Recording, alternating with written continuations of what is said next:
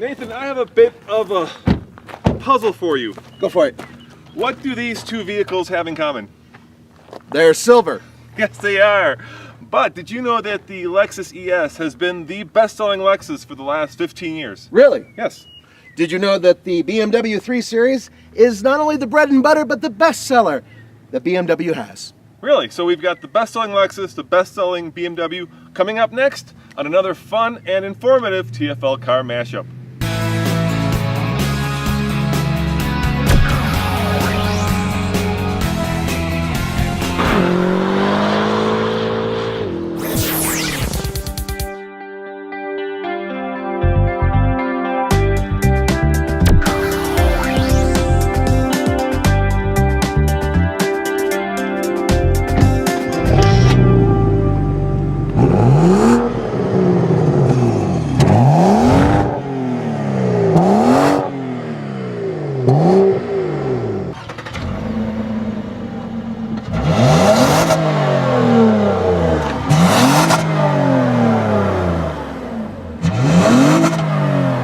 Ladies and gentlemen, allow me to reintroduce you to the twin power turbo straight six that puts out 300 horsepower and 300 pound-feet of torque. It's hooked up to an 8-speed automatic transmission and makes all four wheels move. Well, Nathan, I have a V6 that puts out 268 horsepower. That is hooked up to an automatic 6-speed gearbox that powers the front wheels. I'm sorry, the what wheels? The front wheels. Oh, just the front wheels. Yes, the front wheels, which is actually the rub because this is an entry-level luxury sedan, and that... Well, this is an entry-level sports sedan, although entry-level is sort of a weird word when you think about $56,000 that this baby costs. Yo, dude, 46,000. Ooh.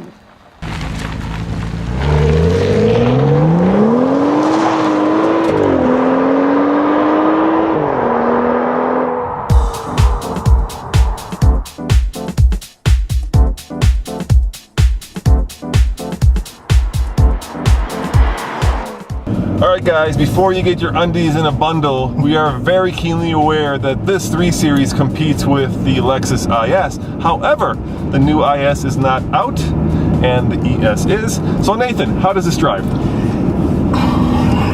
I love BMWs because usually the steering feel is about the best in the business. But recently, BMW decided to change the steering system in this, and you know what? If it's not in sport mode, it doesn't really feel that great to me, and I hate to say that. I almost feel like embarrassed to say it. In sport mode, everything's better on the car. It's edgier, it's meaner. All right, Nathan, so we've established that this is entry-level luxury, and that is entry-level sportiness. Yeah, sports sedan, luxury, you call it what you want. It's a BMW. It is, and for $10,000 more, I want to bet you that that car should be at least, I'm saying at least 2 seconds, 0 to 60 faster than this car. 2 seconds. 2 seconds. What's the bet? A dope slap. Okay. All right? All right, let's do it. Let's find out.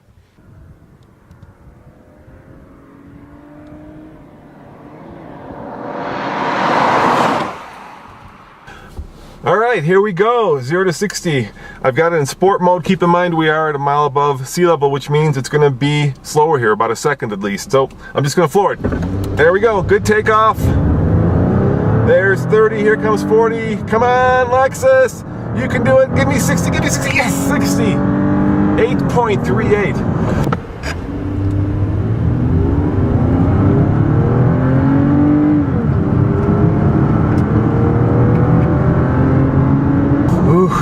That means Nathan has got to go 2 seconds faster than that, which would be a 7.38. No, I'm sorry, a 6.38. And that is possible because he has a turbocharger. And what turbochargers do is they make up for the lack of air density up here. They jam more air into the cylinders, which basically gives you a greater combustion, which gives you more power. So Nathan has got to go 6.38 or faster. And with that turbo, it's doable. It's really doable, but keep your fingers crossed. I hope the Lexus did it.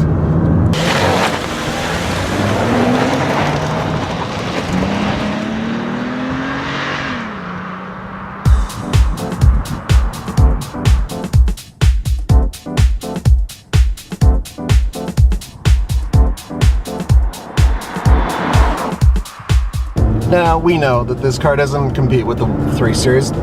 Yeah, okay. But it does compete with the Toyota Avalon, and they do share components.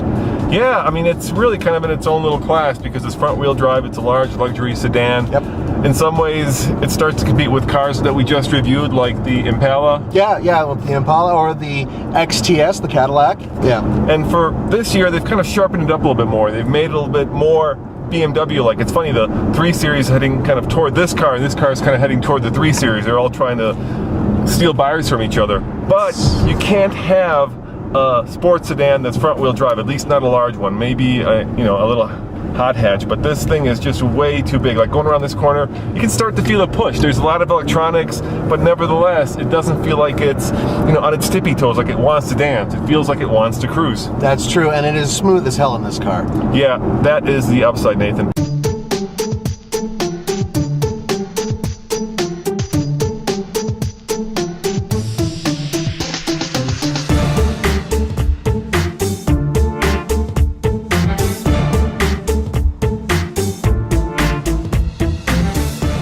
I could see myself driving from here to Timbuktu in this seat.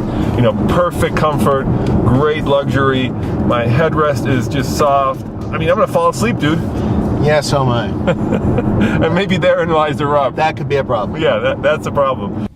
Guten Morgen, and welcome to a typical German interior. And I say typical because, quite frankly, everything here is as expected.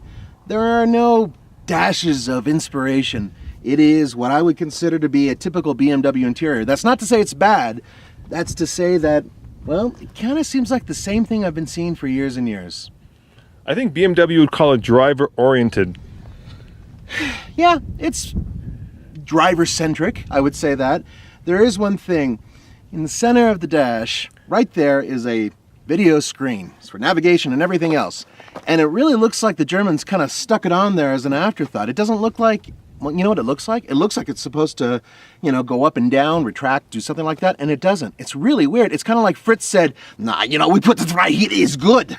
Look, I'll say this though, it's still a BMW when it goes, when you push that button, that sport button, everything's better. Everything's great. I just say leave it in sport. Look, if you can afford this, you can afford to lose some gas mileage, all right? Don't worry about it. Yeah, and you can afford not to buy the automatic. Oh God, don't. It's an 8-speed automatic and it works really well, but that's for people who, they eat like vanilla yogurt. If you're a rocky road type of person, put the manual in here, baby. Live a little. Hey dude, I gotta tell you, I had a breakfast bagel today, so don't call me. Breakfast bagel. A big fat chunky burrito with extra guacamole sauce. That's a breakfast.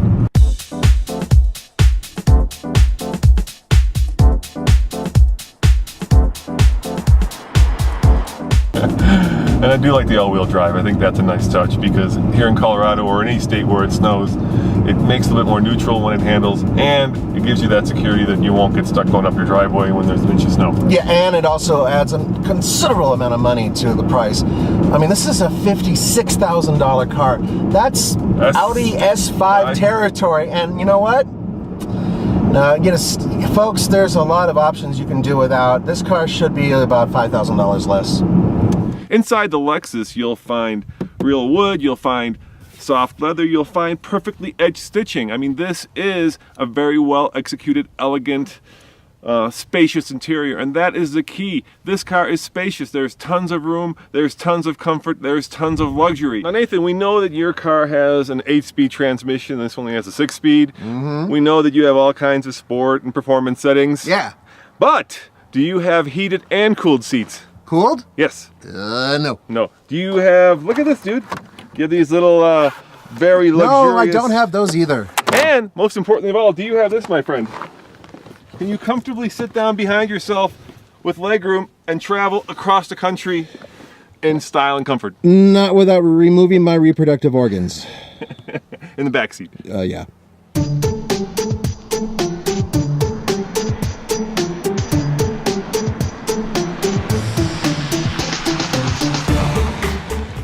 Let me put it to you another way, okay? And I'm gonna just be honest with you. I play punk rock often. No effects, actually. I just put it in here and I wanted to hear it. I couldn't do it. I couldn't do it. I almost felt like I had to find some Dusty Springfield or Barry Manilow You know, it just didn't feel right. You know why that is, Nathan? They've softened it up because they want to get a bigger audience, a bigger potential customer base. So in essence, they want to steal some of those ES customers away who don't want the kind of edgy, the word they would use, we would say sporty, fun feel that a BMW has, as opposed to the more luxurious, more softer rounded edges of the Lexus. I mean, that's really what they're going for. They made it longer, they made it bigger, they made it a little bit more comfortable. It is bigger, that's for sure. Yeah, but it's still nowhere near on the luxury scale. You know, this is maybe like at a 6, whereas that Lexus is, 11. Ah, that Lexus is a 9. Come on.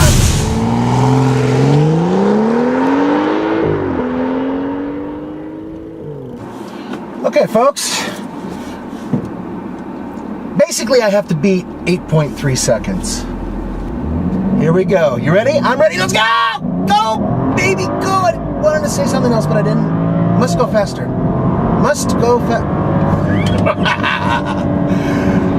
Wow.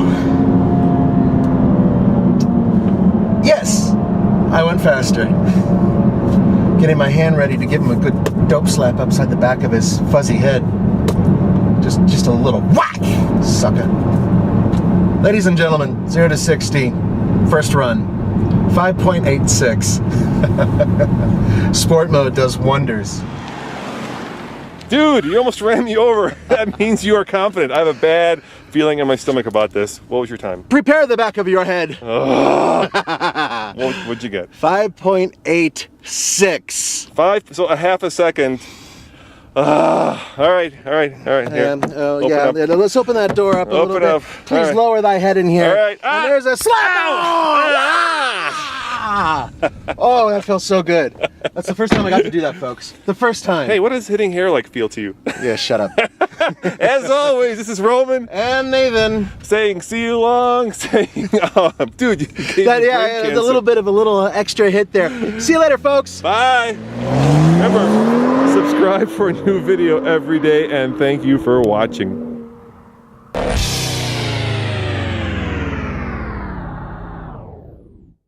Wow, Nathan, I gotta give you one thing. That blown 6, straight 6, is just phenomenal. The sound of that engine. Hey, do me a favor, pop it open. I want to check this thing out. Okay. Yeah, pop it open. All right, I'll get it, Nathan. Nathan! Dude, I feel like a complete amateur. I cannot... how do you open this thing? I can't figure it out. You have to pull the hood release twice to open it. Get out. Check it out. Hold on. Yeah, it's now open. Dude, for like 200 years, there's been one way to open a hood of an engine. What is up with BMW? It's just like everything else. If you want to start the car and then stop the car and then get out of the car and not have the radio on, you have to push the start button twice. They like to do things in multiples. Yeah, multiple pain in the ass. Check this out, man. Look at that. Look at that. Ho, ho, ho. That is luxury. Yeah. No, I'm not going to say it. No, dude. don't say it. Dude, that is luxury. Yeah, you have that? Yeah, they have that in Hyundais. Do you have that? No, because see, the weight is a problem. They want to make sure that the BMW goes really fast, so putting unnecessary frills like that in there are just useless. Yeah, I mean, 7.5 pounds. Good God. That's going to slow down your 0 to 60 time by, the amount of that burrito in your belly. You know what? You just haters. That's all it's about. That's what you are. You're a hater. There is something to be said though, because I think the BMW is moving over into Lexus territory, and Lexus territory, BMW, it just doesn't jive with me. Yeah, it is weird. Yeah, it is weird.